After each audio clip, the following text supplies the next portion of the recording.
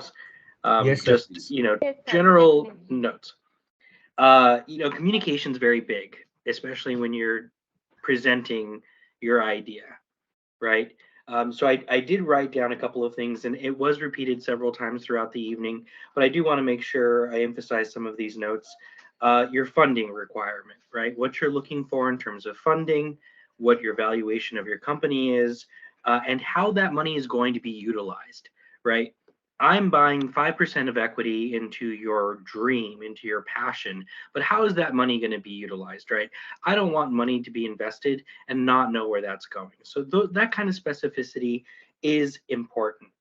Milestones and roadmap, right? When my money is invested, where am I investing in you? At what stage? At what stage are we going to see progress from that money that we do invest in you, right? Where are we from when that money is invested to when we're possibly going to see a return on that investment, right? Specificity when it comes to your exit, right? Or in your future plans is also something that you may want to include in your decks. Now, presentations should be relatively short.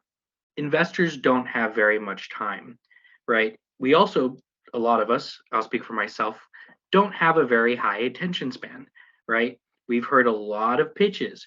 We talk to a lot of people throughout the day. I have maybe 5 minutes before I start zoning out or I start adding to your vision, right? So try to get the most important information in the beginning of your pitch deck. I always say if you have extra information, add appendix, right? I can go through appendix on my own time if I'm very interested in your product. Anything that's proprietary, to those of you that have patents, to those of you who have gotten some kind of information that's backed by research, great job, right? Make sure that you have that within your pitch deck. I want to know what makes you different, right? Differentiation is very important when you're talking about some of your products. Proof of concept, beta versions, MVPs, make sure that's also in the very beginning part of your presentation. I want to know whether or not you do have a proof of concept or if this is still in visionary phase, right? And that you still have not actually implemented anything. Limitations, risk, competitors. You guys did fairly well with all of that. I think you guys overall did a phenomenal job. Where you might want to, of course, come in is where you are in terms of sales, right? Where you could possibly have a sales edge over your competitors, right? If they're in the market, you want to let me know just why your product's going to be able to outsell those competitors. This is something I want to give a shout out to Electron Motors. Branding is very important. A lot of you guys have fantastic information within your pitch decks, but I lost what the product name was after page 2, right? Make sure you have cohesive pitch decks where branding is across every single page.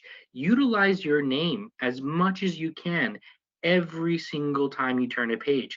My product name will do this. My product name will do this. And drill it in my head because at the end of the presentation, I want to remember the name of the product.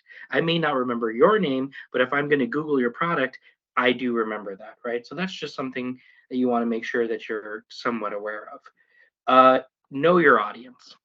If you are speaking to an American audience for American money, make sure that you understand the demographic that you're in front of. Our age range, our demographic, some of the potential products we may have been put in front of. One of the products is a toy, right? There's a toy called an erector set, very similar to the product that you pitched. That is a toy that we played with as kids. It was very popular before the internet and before apps.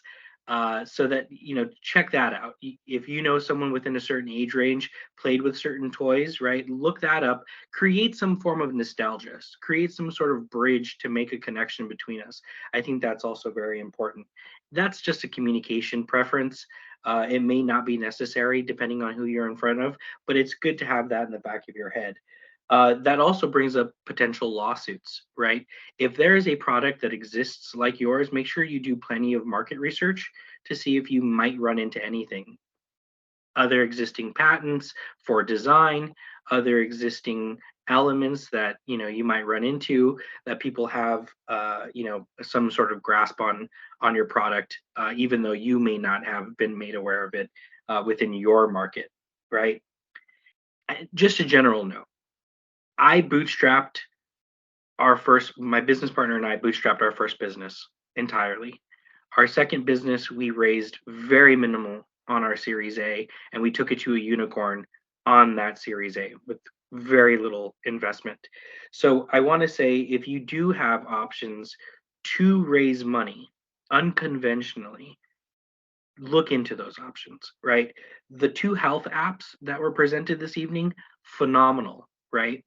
If you could license that technology to a partner in the United States to attack rural places here, like in Texas or in Oklahoma, it's a much smaller market for you to attack, right?